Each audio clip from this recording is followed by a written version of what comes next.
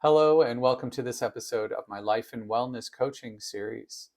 This series is intended to give you effective ways to help you achieve your goals, improve your overall well being, and to create positive change throughout your life.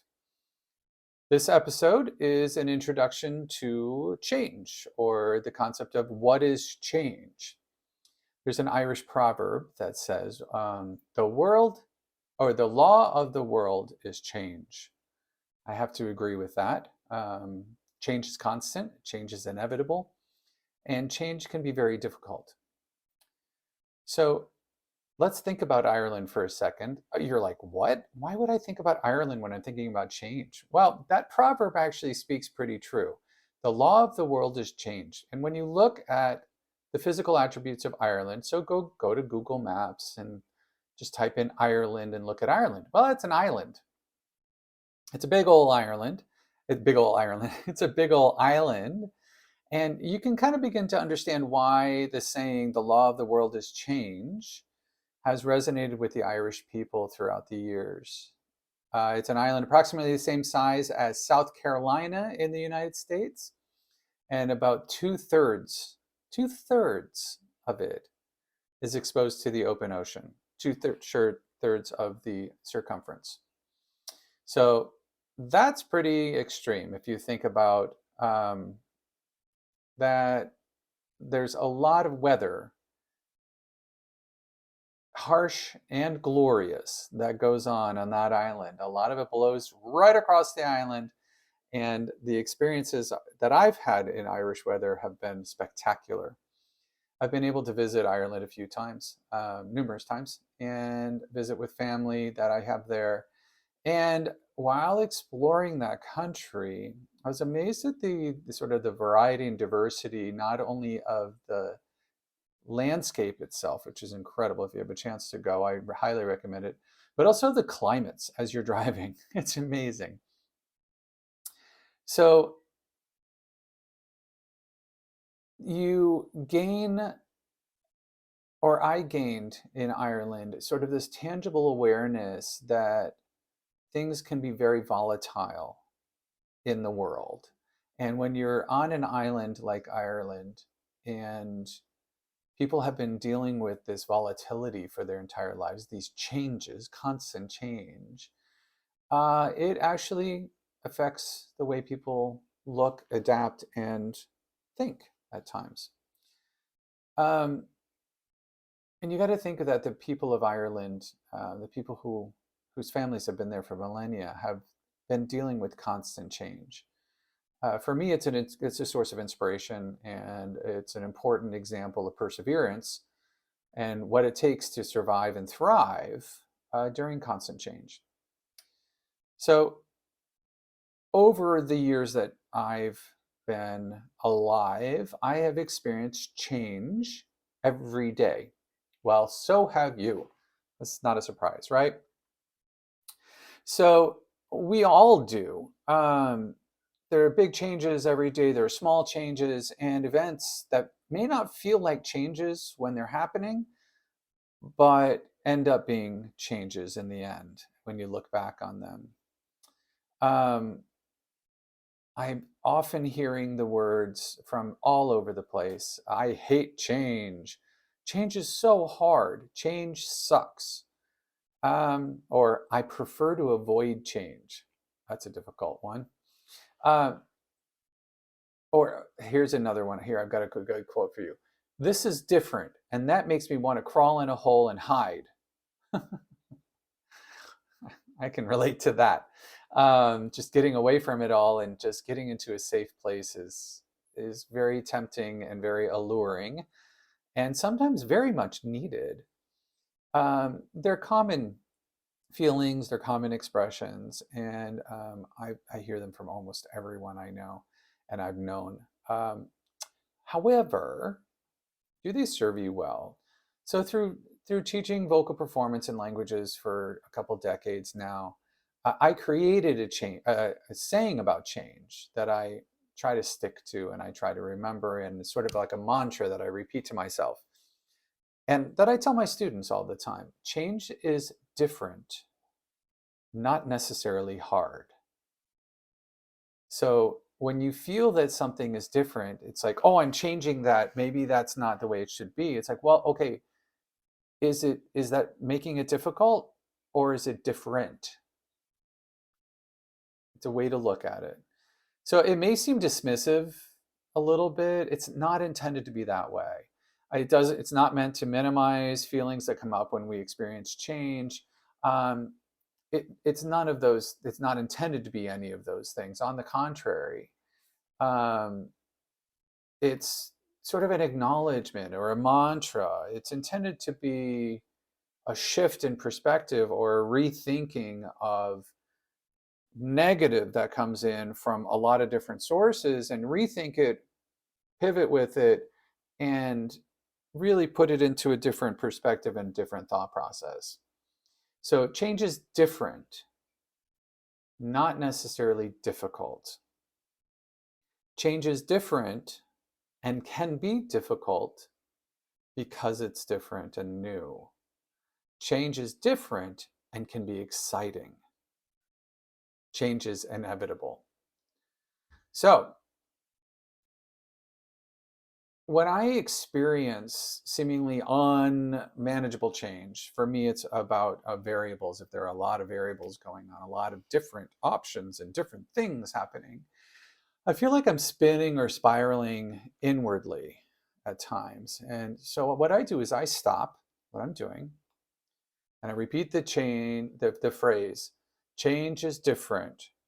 Change is not hard. Change is different. Change doesn't have to be hard. And then I just keep on saying it and I repeat it to myself as many times as it takes to sort of calm that spin, to relax the inward spiraling. And sometimes when the stress that's caused by change is completely overwhelming, I make myself say it out loud. Like I'll say it in my mind, like changes that. Got it. Okay. Okay. Get the concept.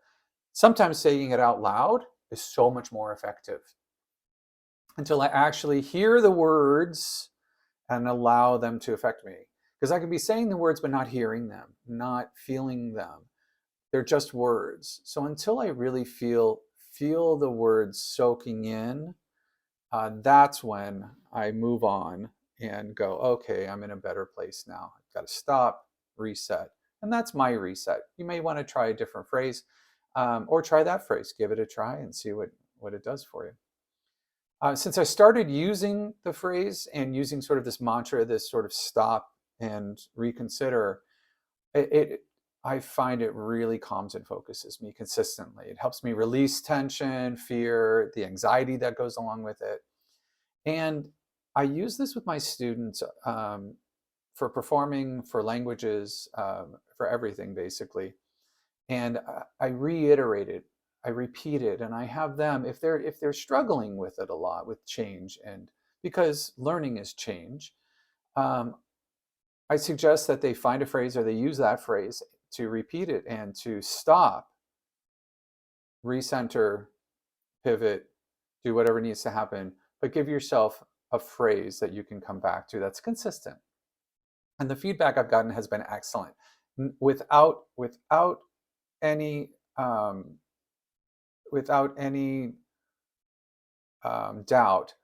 They each time come back and say, "Whoa, that is helpful. I've been trying it. I gave it a try. It was hard at first.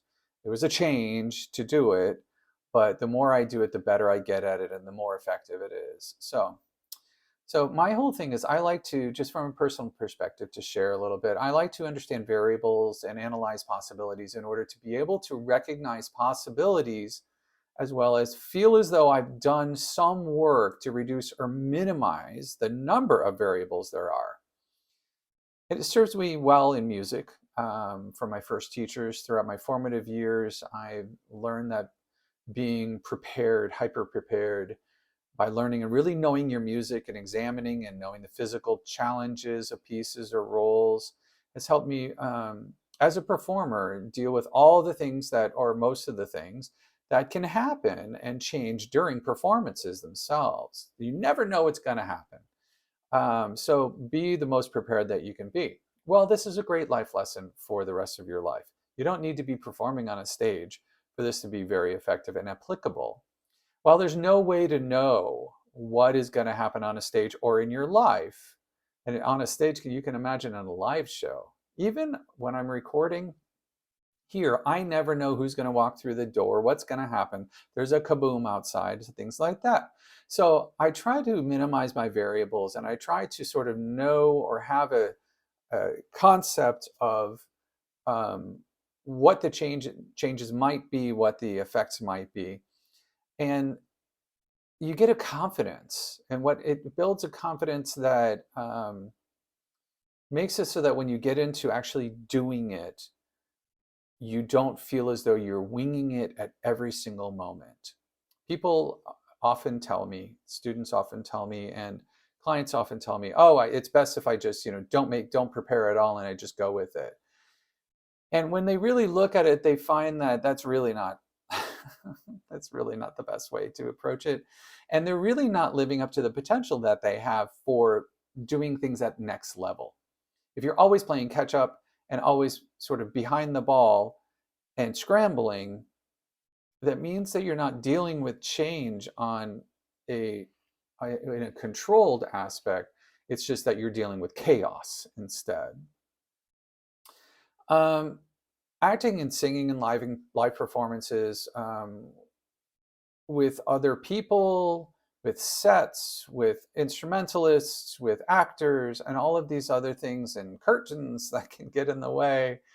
Um, it's hard to stay focused.